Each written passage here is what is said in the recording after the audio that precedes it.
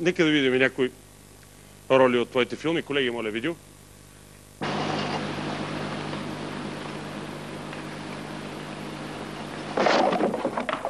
Какво е това? Кое? Отговаряйте, Пеев, какво е това? Ами, центрофушка. Питам, какво трябваше да има тук? Утайка? Къде е? Изхвърлих я. Аз нали ви питах? Вие ми казахте на виното от айката какво се прави. И аз понеже знам много добре, че на виното от айката се изхвърля и изхвърлих. Госпожицата е американка. Yes. Тя тук с какво се занимава? Акционерка е. Дружество за емигранти в Америка. В смисъл, ако някой поиска да отиде там. Как така, ако поиска? Ами плаща си и отива. Yeah. Рус съм, Марина. Само, че се боядисвам. Пък един ден, като оплешевея, ще помоля майка ти да ми изпише една перука от Миланската скала, за да запазя мястото си на твой учител по физкултура. Ти защо не си с Ростислав, бе? С 300 зори ми извадих позволение да тренирате извън зоната на интерната. За къде си се докарал? Обличаш екипа и бегом по трасето. Не да ги скриш корето ухото, а на другите трамваи. Така ли? Айде, може да ти не гледам, предател! Кой е предател, бе? Диване. Целият ме разтрепера. Дай цигарата.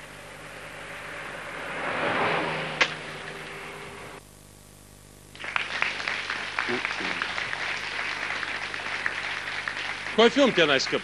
Оркестър без име ли? Не, Слави. Така мога да определя един филм като изпит вече на професионална сцена, условно казано, защото аз съм работил основно в киното. Това беше филм "Равновесие". С човека, който ми е дал най-много, Людмил Кирков. И просто наистина ми е много мъчно сега, че него го няма, не е вече между нас. Но това беше филма, в който аз държах този изпит. Само с две думи ще разкажа за какво става дума. Тогава аз бях на 36 години. А героя във филма имаше ретроспекции като ученик. И Людмил, горе-долу излежах така, и Людмил ми каза, разбира се, косата ми беше повечко и така нататък. Ми каза, добре, давам ти тая роля на Милко, ако обаче успееш да се вденеш в онова костюмче, което ми показа на снимка от уволнението. И там съм много слаб. И за да стане тази работа, аз в продължение на 2 месеца играех всеки ден бокс по 2 часа, тичах в парка, отказах се от кола, от алкохол, от всичко. И свалих 14 кг. И в уречения ден аз облегах това костюмче, появих се и казах, Людмиле, ето ме, ставам или не ставам?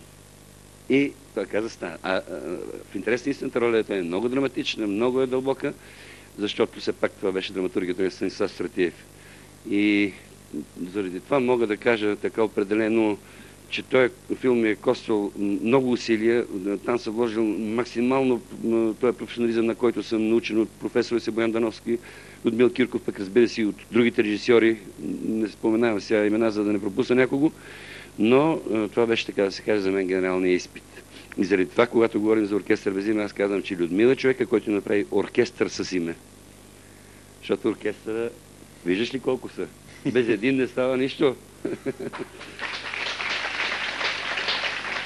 Обаче, Слави, аз искам да ви припомня един случай с гениалния Георги Милчев Годжи. Гениалния?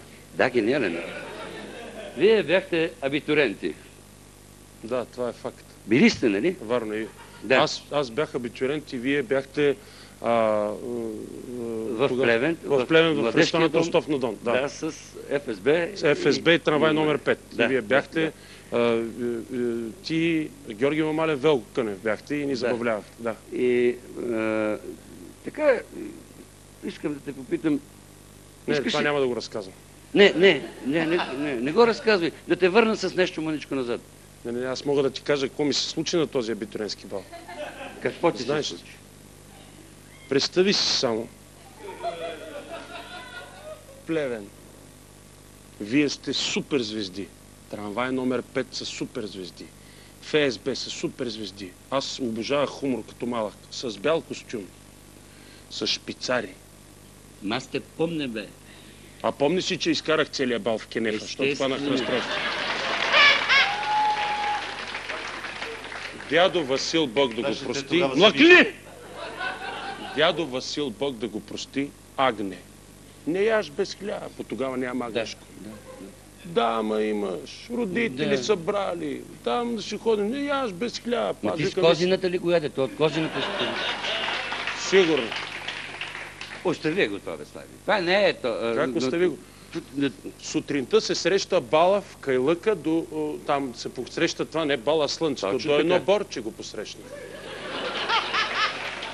Те сте мислили, че си от програмата.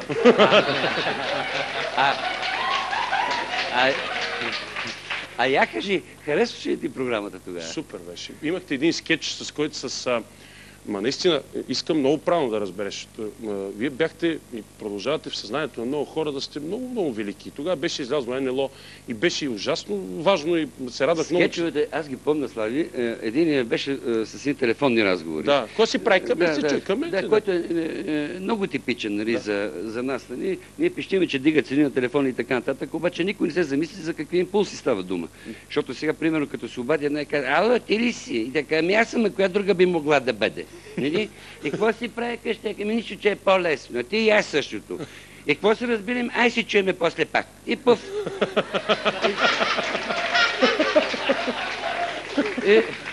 Сега това пак е извън, ти ли си? Ма и аз съм, а коя друга би... Ама слушай, искам да те питам, какво стана с ние двама, дето таковаха с тези? Кои двамата, ма? Ма тези, ма дето таковаха с онези там до това.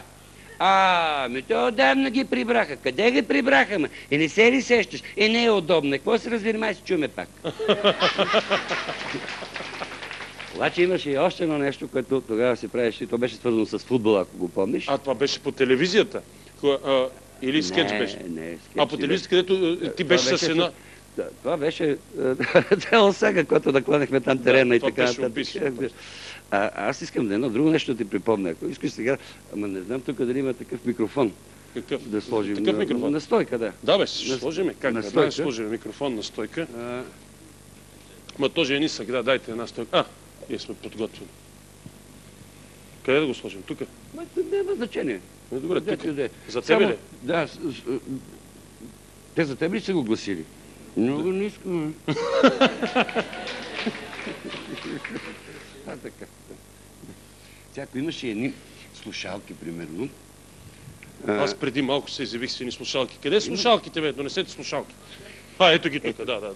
Сега, да ви кажа за какво става дума. Често пъти в тези наши спортни предавания ние увлечени в играта, не обръщаме внимание на това, което ни говорят така наречените шпикери, викаха едно време, или коментатори. И, например, нали, аз съм чувал това от покойния Митко Чуков. И сега полувисока топка, скача Никодимов, спира с гърди, сваля ниско долу в краката си, веднага с глава подава на близко стоящия Мараш.